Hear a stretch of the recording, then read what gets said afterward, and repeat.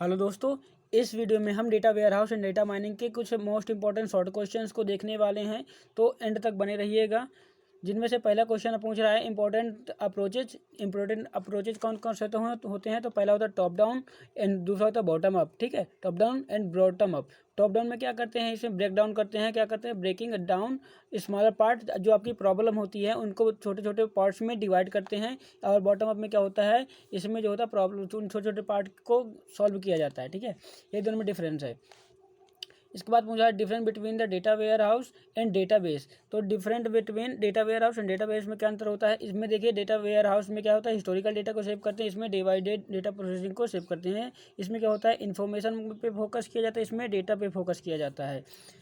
Next question है concept of hierarchy. Hierarchy क्या है, तो हायरार्की क्या कहलाती है, दो तरह के एलिमेंट्स जो हों, रिलेशन बिटवीन डेटा एलिमेंट्स, जैसे दो तरह के एलिमेंट्स हैं उनके बीच में हायरार्की रिलेशन दिखाती है कि एक दूसरे किस तरह से इंटरकनेक्ट हो रहे हैं। ठीक है, प्रीवियस वीडियो हमने डिटेल में बता रखा है, आप वहाँ से जाकर चेक कर सकते हैं। ठीक है, इसके बाद है डेटा मार्ट। डेटा मार्ट क्या होता है, तो ये होता है subject oriented database that meets the data demands of specific group of user. ठीक है, इसके जो दो पार्ट होते हैं, इंडिपेंडेंट डेटा मार्ट होता है, दूसरा डिपेंडेंट डेटा मार्ट होता है।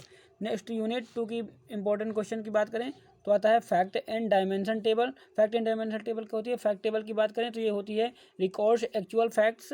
तो जो आपकी फैक्ट टेबल होती है ये एक्चुअल फैक्ट को कंटेन करती है, और डायमेंशन टेबल क्या करती है, उन फैक्ट्स को डिस्क्राइब करती है, डिस्क्राइब अबाउट दैट फैक्ट। ठीक है, फैक्ट टेबल एक्चुअल फैक्ट को कंटेन करती है, डायमेंशन टेबल उन फैक्ट्स को डिस्क्राइब करती है। यही दोनों में डिफरेंट है।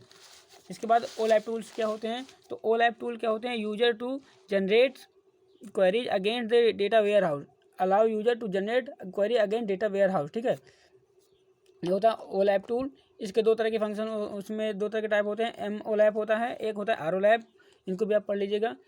इसके बाद है फंक्शन ऑफ सर्वर। सर्वर के फंक्शंस कौन कौन होते हैं, तो पहला होता है फाइल शेयरिंग, दूसरा होता है डेटा बेस एक्सेस, तीसरा होता है कम्युनिकेशन।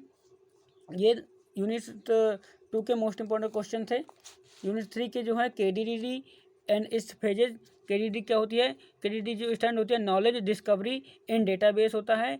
इसका मतलब क्या है, यूजफुल डेटा को डिस्कवर करना, इन्फॉर्मेशन जो जितना भी आपका डेटा है उसको, उसमें से जो आपका यूजफुल डेटा है उनको रिकवर करना ही KDD में यूज होता है। इसके फेजेस की बात करें तो होता है डेटा क्लीनिंग, डेटा फ्लिक्टिंग एंड डेटा माइनिंग। और भी इसके बहुत सारे फेजेज होती हैं, उनको भी पढ़ लीजिएगा, शॉर्ट में बता दे रहा हूँ आपको। डेटा क्लीनिंग, डेटा फ्लिक्शन and data mining, these are the important phases of KDD।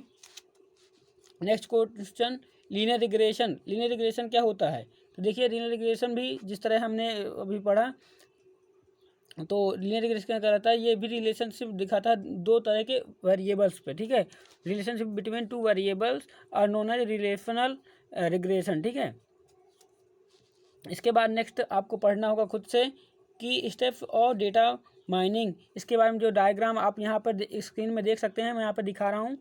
ठीक है, कि स्टेप ऑफ डेटा माइनिंग के स्टेप क्या होते हैं डेटा माइनिंग के, आप यहाँ पर देख सकते हैं। नेक्स्ट क्वेश्चन है आपका इन्फॉर्मेशन गेन।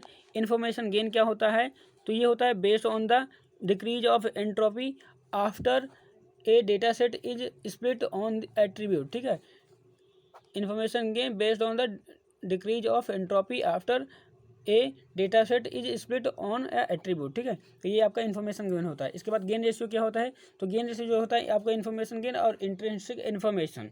ठीक है, इन्फॉर्मेशन गेन और इंट्रिंसिक इन्फॉर्मेशन, इन दोनों का रेशियो होता है इन्फॉर्मेशन गेन। यूनिट 4 में नेक्स्ट यूनिट 4 इंपॉर्टेंट क्वेश्चन इसमें है फ्रीक्वेंट आइटम सेट क्या होते हैं, तो फ्रीक्वेंट आइटम सेट क्या है, a set of item that appears in many basket. ठीक है, फ्रीक्वेंट का मतलब क्या होता है, जो कई बार जो है एग्जिस्ट हुआ हो उसी को हम फ्रीक्वेंट बोलते हैं। तो आपकी जो मैनी बास्केट है उसमें जो अगर बहुत सारे आइटम इकट्ठा दिख रहे हैं तो उनको हम बोलते हैं एफेट्स ऑफ आइटम, यानी कि फ्रीक्वेंट आइटम सेट। ठीक है, इसके बाद क्लोज आइटम सेट कौन से होते हैं, there exist no superset. ठीक है, इसमें कोई सुपर सेट नहीं होती है, इसको हम क्लोज आइटम सेट बोलते हैं। नेक्स्ट क्वेश्चन है फीचर ऑफ जनरेटिंग एल्गोरिथम। पहला है encoding, fitness function and uniform. ठीक है, ये आपके फीचर ऑफ जनरेटिंग एल्गोरिथम है।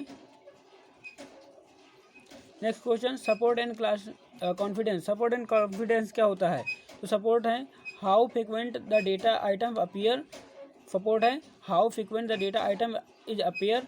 अगर मान लीजिए आपको एक्स और वाई दोनों एक डेटा सेट में अपीयर हो रहे हैं तो उसका जो फार्मूला बनेगा आपका ये होगा sigma x comma y and star of transaction, ठीक है। तो ये आपका ये फार्मूला हो जाएगा, ये फार्मूला आप सपोर्ट में लिख सकते हैं।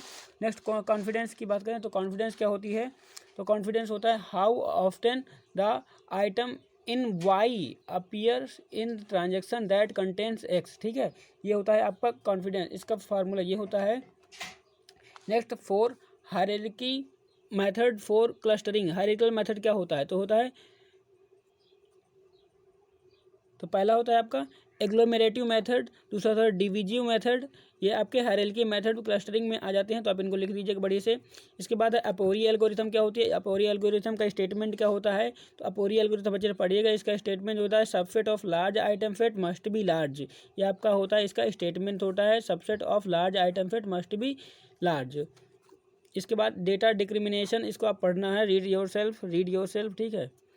यूनिट 5 की बात करें तो इसमें आता है आपको क्लासिफिकेशन ऑफ ओलैप टूल। ओलैप टूल क्या होते हैं, view data in different point of view, ठीक है। ओलैप का मेन वर्क क्या होता है, डेटा को डिफरेंट टाइप से व्यू करना, मतलब उसको डिफरेंट टाइप से एनालाइज करना। इसके बाद इसके जो टाइप होते हैं एम ओलैप होता है, इसके बाद आर ओलैप होता है। Next question type of recovery model. Recovery model के टाइप कौन कौन होते हैं, तो इसका होता है पहले होता है फुल रिकवरी, इसको होता है बैकलॉग रिकवरी और दूसरा होता है सिंपल रिकवरी। इतने टाइप की आपकी रिकवरीज होती हैं इसमें। लास्ट क्वेश्चन की बात करें तो आपको इसको पढ़ना है खुद से। MQE this is the most important question for your 2023 exam, okay. So please read it carefully from your notebook. MQE stand for the manage query environment, ठीक है, मैनेज क्वेरी इन्वायरमेंट। इसको आप अच्छे से पढ़ लीजिए क्या होता है। तो इस वीडियो में हमने पूरे यूनिट 1 से यूनिट 5 तक के मोस्ट इंपोर्टेंट क्वेश्चन को देख लिए हैं, ठीक है। Thank you and bye bye.